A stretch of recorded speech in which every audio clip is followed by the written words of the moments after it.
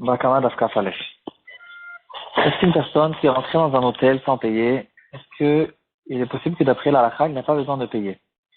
Quelqu'un qui n'a pas payé le bus, il est monté dans le bus et il n'a pas payé le voyage qu'il a fait, est-ce qu'il doit le payer? Ou bien peut-être que non. Ou bien il est rentré dans une piscine, il est rentré dans un musée, il est rentré dans un zoo, toutes sortes de choses comme ça. Est-ce que c'est possible qu'il n'a pas besoin de payer? On va essayer de développer ce sujet aujourd'hui. C'est le sujet de Zenéné Bezelo Chaser. On voit longuement dans la Gemara quelqu'un qui a une maison à louer et cette maison, quelqu'un d'autre vient squatter dans sa maison. Et la Gemara dit que dans certains cas, c'est considéré comme Zenéné Bezelo Chaser. Lui, il profite qu'il a une maison où habiter et celui à qui appartient la maison, c'est pas considéré qu'il perd de l'argent. Et en fait, ça dépend, comme expliquera Rashi. Ça dépend si c'était une maison qui était censée être louée ou bien non. Si c'est une maison qui est de toute façon elle est vide, on considère que cette personne il n'a aucune perte du fait que quelqu'un maintenant habite dans cette maison. La Gemara donne quelques détails là-dessus. Et en tout cas, la Gemara dit que dans beaucoup de cas, il n'a pas besoin de payer. C'est difficile à comprendre. Il faut essayer de voir de quoi on parle exactement.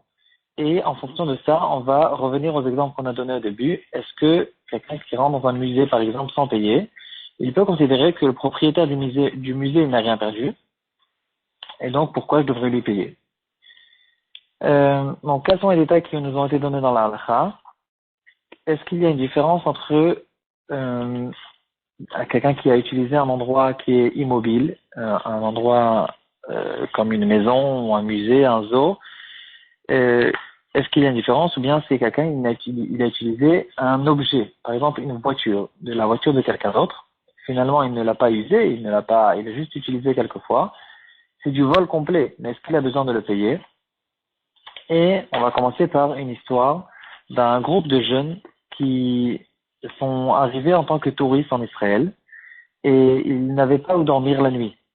Il était déjà tard dans la nuit, ils sont entrés dans un hôtel et au fait, ce qu'ils comptaient faire, c'est ce qu'ils ont fait, ils sont rentrés dans l'hôtel comme des touristes sans dire aux gens d'hôtel, aux propriétaires de l'hôtel qu'ils étaient intéressés de passer là-bas la nuit. Et ils sont montés au dernier étage là où les chambres n'étaient pas du tout louées. Et ils sont réussi à entrer dans les chambres. Ils ont emmené leur propre drap et leur propre couverture. Donc finalement, ils prétendent que le propriétaire de cet hôtel, il n'a rien perdu du fait qu'ils ont passé là-bas la nuit, parce qu'ils ont laissé les chambres telles quelles, propres comme elles étaient, ils n'ont pas utilisé leurs draps, les draps de l'hôtel, et donc peut-être qu'ils ne doivent pas payer.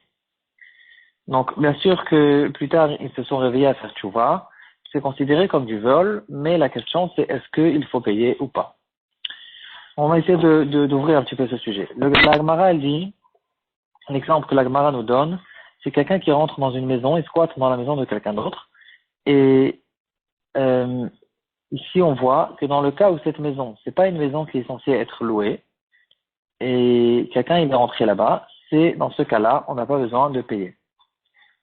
Dans les Rishonim, ils nous expliquent que toute la raison pour laquelle on n'a pas besoin de payer, c'est parce qu'il ne lui a pas causé un dommage.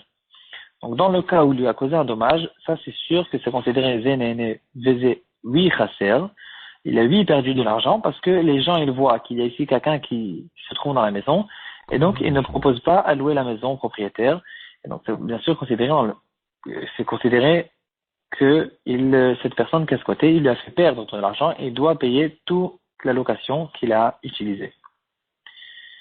Dans le Nimukei Yosef, et c'est retenu aussi dans la halakha, il dit que même dans un cas où j'ai une maison qui reste vide et je ne compte pas la louer, bien sûr que le propriétaire, il peut dire à cette personne, je suis intéressé que tu sortes de la maison et à partir de maintenant, donc c'est vrai que je peux pas te réclamer l'argent la location de tout le temps que tu as utilisé dans la maison jusqu'à maintenant. Par contre, je peux te dire de sortir tout de suite de la maison et à partir de maintenant, après que je t'ai dit, je pourrais te faire réclamer l'argent. Ou bien, je suis intéressé, quoi qu'il en soit que tu sortes. si tu ne sors pas, donc je te réclame l'argent à partir de maintenant. Bien sûr que cette personne qui squatte dans la maison ne pourra pas plus tard prétendre euh, que de toute façon tu loues pas la maison, et qu'est-ce que tu perds, qu'est-ce que tu en as à faire, etc. Bien sûr qu'on donne la possibilité à un propriétaire de choisir qu'est-ce qu'il est intéressé de faire avec la maison. Donc toute, tout, toute la svara, toute cette halakha qu'on retrouve dans cette gemara, elle est vraiment diminuée au minimum. On parle d'un cas où premièrement, c'est une maison qui n'est pas censée être louée, qu'il n'y a pas de perte. Même dans un cas où il n'y a pas de perte, on parle dans un cas où le propriétaire, il n'a pas dévoilé ses intentions, qu'il n'est pas intéressé que quelqu'un rentre dans sa maison. Et donc, on a la possibilité de se poser, on a le doute, est-ce que ça le dérange que quelqu'un rentre dans la maison quand même, malgré qu'elle n'ait pas été faite pour être louée? Et celui qui est rentré, il avait besoin de demander la permission au propriétaire.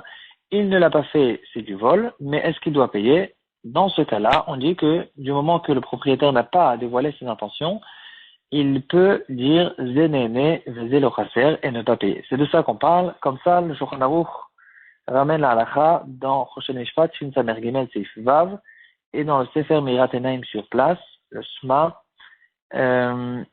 il nous donne aussi ces détails.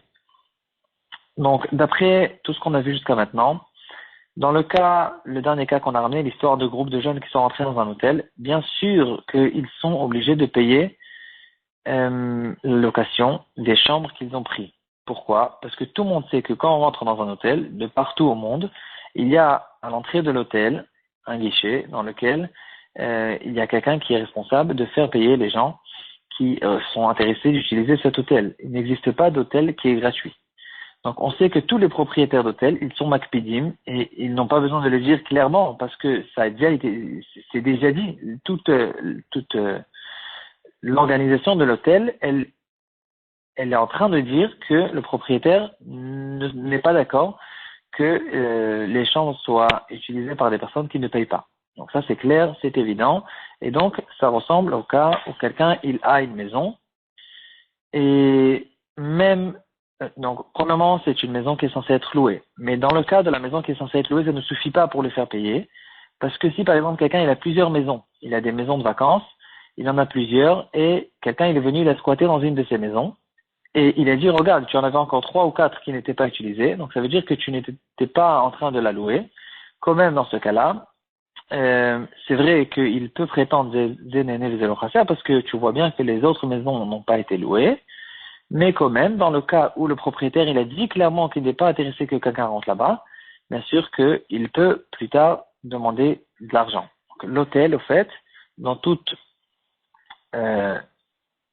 dans toute l'organisation, la manière où ça marche, où les choses marchent, c'est comme si que le propriétaire il avait dit clairement, je ne suis pas intéressé de donner mes chambres gratuitement, et donc ces jeunes Bahouim sont rentrés ces jeunes gens qui sont rentrés dans cet hôtel, ils ont besoin de payer la chambre. Dans le cas spécifique de l'hôtel, en fait, ils ont ici un argument, ils disent qu'ils ont utilisé leur propre couverture. Ici, ça dépend, en fait, c'est un peu individuel en fonction des hôtels. Si c'est un hôtel qui est très classe et qu'on est sûr que quoi qu'il en soit, jamais ils font des arrangements avec les gens, il n'existe pas, même quelqu'un qui arrive à 3 heures du matin et qui part à 7 heures du matin, c'est considéré comme une nuit entière. Ça n'existe pas que quelqu'un arrive avec ses propres couvertures parce qu'en fait, c'est un hôtel qui est classe et il ne veut pas perdre son nom, son renom, c'est toutes sortes de gens bizarres qui rentrent, etc. Et donc, dans ce cas-là, il n'y a rien à faire, ils devront payer le prix entier. Si c'est un hôtel qui arrive avec ils arrivent avec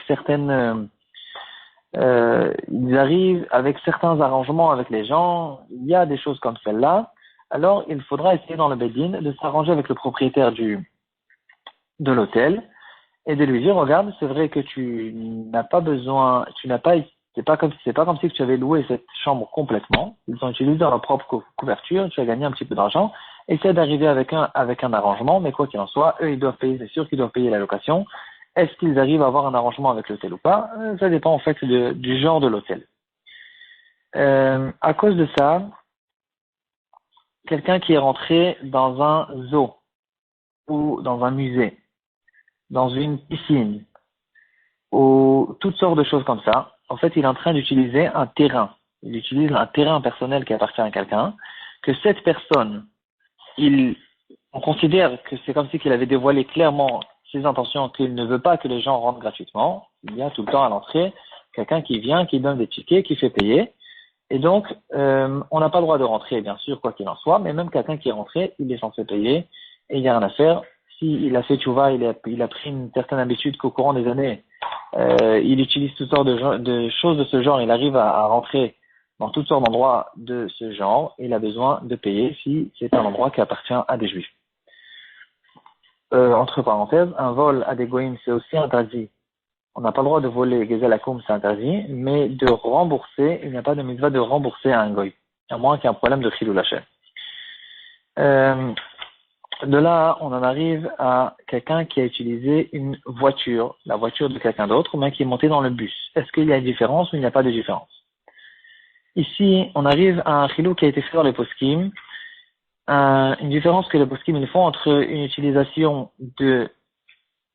d'un bien immobilier, d'un terrain, et une utilisation d'un ustensile.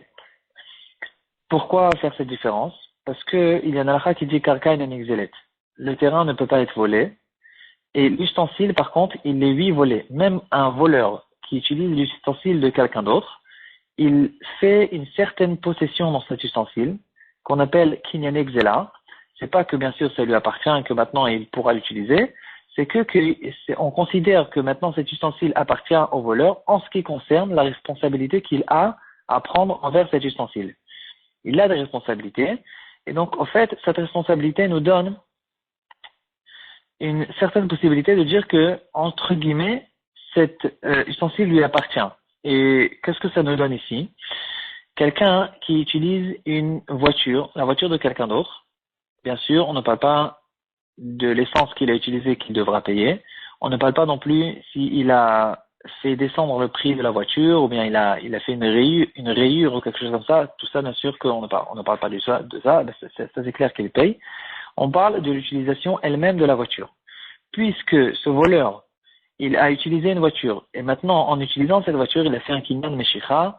Il utilise la voiture et il a fait une certaine possession, un kinyan de xéla dans la voiture.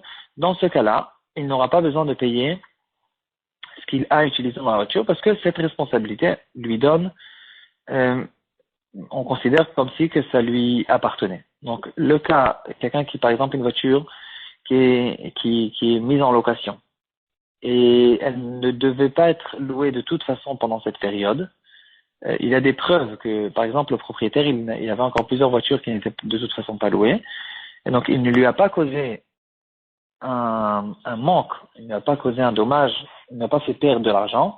Dans ce cas-là, il n'aura pas besoin de payer la voiture. Et quand même, en revenant à quelqu'un qui est monté dans le bus sans payer, ici c'est très différent. Parce que toute la raison pour laquelle on a fait ce chilouk entre les métaltélines et les carcaotes, cette différence qu'on a fait entre les biens mobiliers et les biens immobiliers, c'est pas une halakha de Moshe Sinaï. On a donné la logique qu'il y avait dans ça. Dans tout ce qui est immobilier, il n'y a pas de kinyan qui a été fait. Donc quelqu'un qui monte dans le bus, c'est vrai que c'est un ustensile, mais quand même il n'y a pas du tout de kinyan qui a été fait. C'est pas que lui-même il a roulé, il a conduit, il a pris possession de ce bus, il est rentré dans le bus comme un invité. Et donc dans ce cas-là, on revient à la halakha de base. Comme quelqu'un qui n'a pas fait de kinyan, comme quelqu'un qui utilise le terrain de quelqu'un d'autre. Donc, puisqu'il n'y a pas de kinyan qui a été fait, il doit payer tous les voyages qu'il a fait depuis toujours sans payer et il doit essayer de calculer tous les vols qu'il a fait et rembourser tout ce qu'il a besoin de payer. Voilà.